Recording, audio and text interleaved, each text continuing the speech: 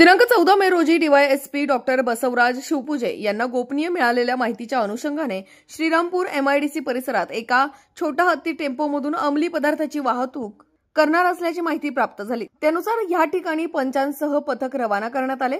नमूद एमआयडीसी परिसरात पोहोचून आजूबाजूच्या गावात छोटा हत्ती टेम्पोचा शोध घेतला असताना दिघे खंडाळा रोडवर क्रीम रंगाचा टाटा कंपनीचा छोटा हत्ती टेम्पो क्रमांक MH20 BT 0951 आढळून आला। टेम्पोला थांबवून सदर वाहन चालकाला त्याचे नाव व पत्ता विचारले असता त्याने त्याचे नाव मिनीनाथ विष्णू राशीनकर राहणार धनगरवाडी तालुका राहता असे सांगितले। छोटा हत्ती टेम्पोची पंचांसमक्ष झडती घेतली असता पांढऱ्या रंगाच्या 21 गोण्या आढळून आल्या।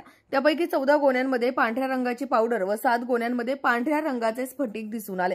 सदर चालक राशीनकर यास विश्वासात घेऊन विचारपूस केली असता त्याने सदरची स्फटिक हे अल्प्राझोलम औषधाचे असून गोण्यांमधील पांढरी पावडर ही अल्प्राझोलम बनवण्याकरिता लागणारा कच्चा माल असल्याचे सांगितले। अल्प्राझोलम हा अंमली पदार्थ असल्याने खात्री करण्यासाठी अहिल्यानगर येथील फॉरेन्सिक तज्ञांचे पाचारण करण्यात आले होते। प्रथमदर्शनी हे स्फटिक व पावडर हे अल्प्राझोलम असल्याचं सांगितलं। सदर मुद्देमालाची एकूण किंमत 14 कोटी असल्याचं समजतंय।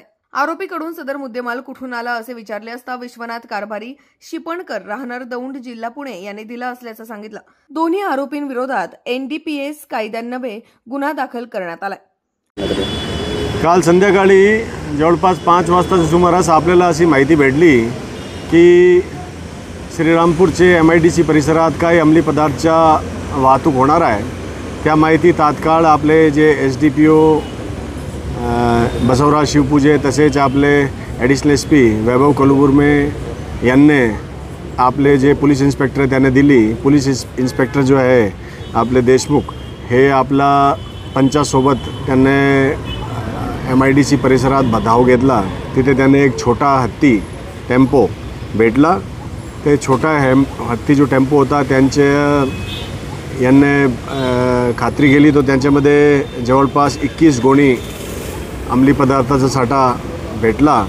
त्याच्यामध्ये 7 गोणीमध्ये जवळपास 69 किलो 767 ग्राम असे अल्प्राझोलमचे स्फटिक तसेच 338 किलोग्राम 37 ग्राम 370 ग्राम असे वजनाचे अल्प्राझोलम बनवण्यासाठी पावडर असे भेटले।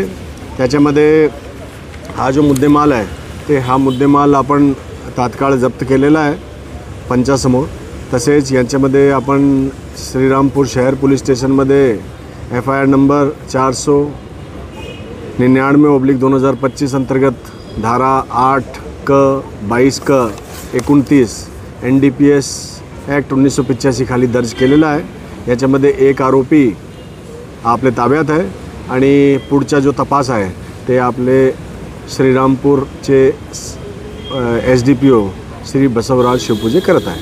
एकंदरीत अल्प्राझोलम हे काय आहे, नेमकी कशासाठी याचा वापर होतोय? अल्प्राझोलम एक NDPS ॲक्टच्या शेड्यूल खाली एक बँड सबस्टन्स आहे आणि त्यांच्या साठा करणं हे कानून अपराध आहे।